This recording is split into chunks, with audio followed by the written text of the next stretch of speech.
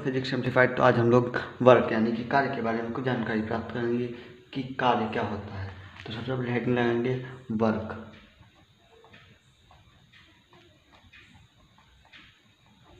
कार्य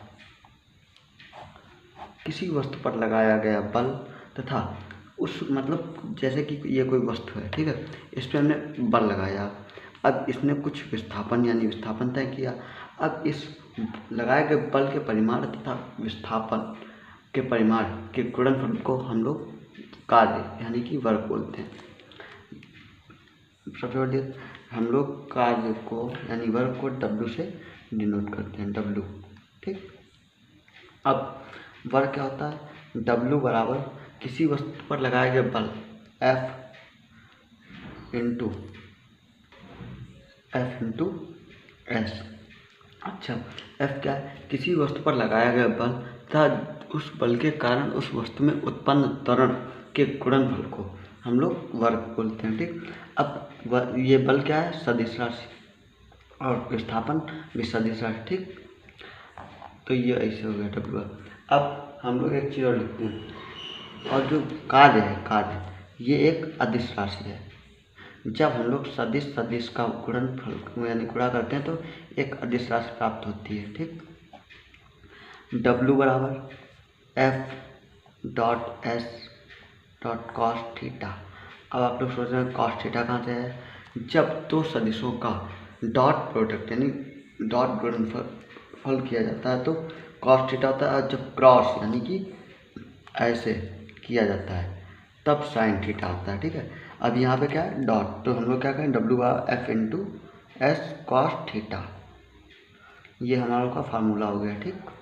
अच्छा, अब एक और चीज़, इसका मात्रक क्या होता है? मात्रक W बराबर क्या है? F into S।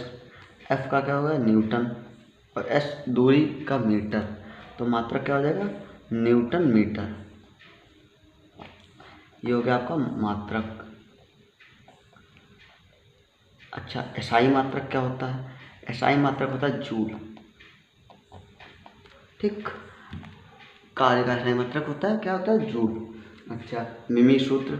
अब एक चीज, विमी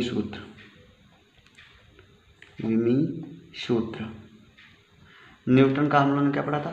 MLT-2, और मीटर का L, तो क्या हो जाएगा?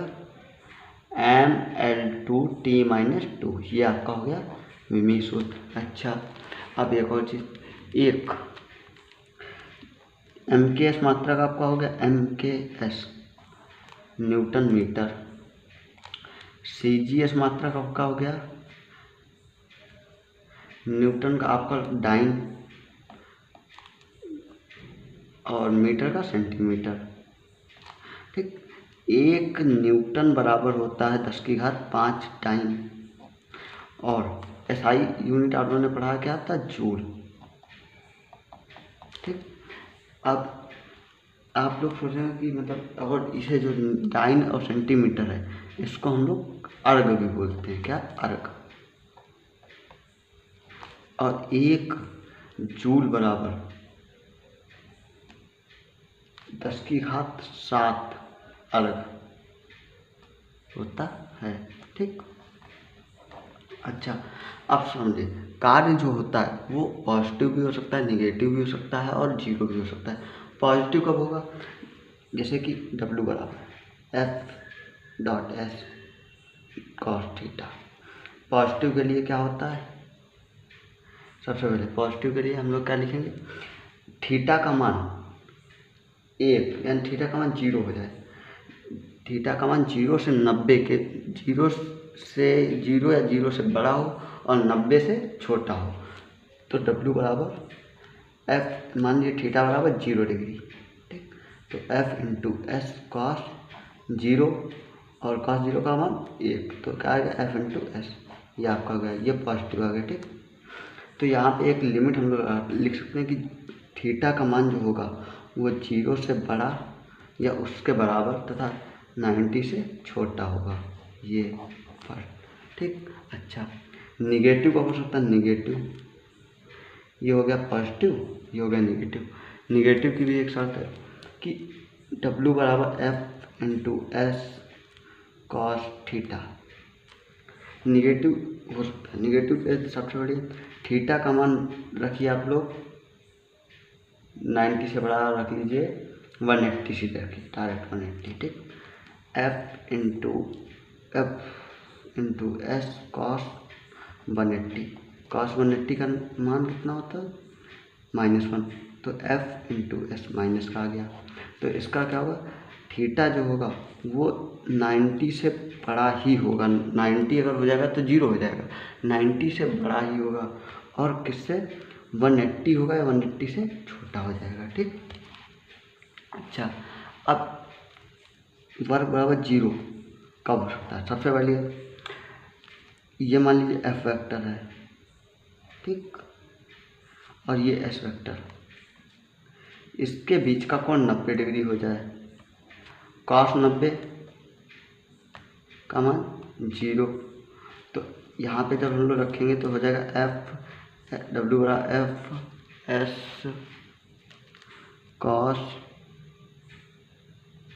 90, तो क्या हो जाएगा F S cos 90 का मान 0,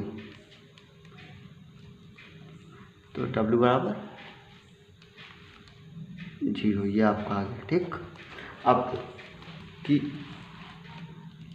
यहाँ पे एक और चीज़ आ सकती है कि मान लीजिए थीटा का मान अगर पूछे कि थीटा आप लोग कैसे निकालेंगे, तो थीटा के लिए एक सबसे अच्छी चीज़ होती है, आइए आप लोगों को बताते हैं।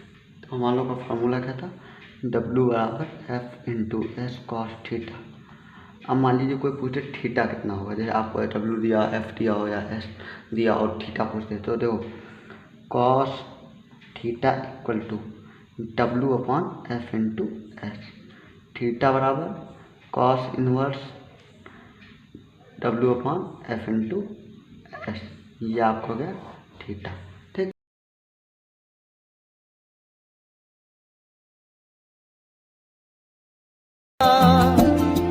तेरी किस्मत तू बदल दे, रख हिम्मत बस चल दे, तेरे साथी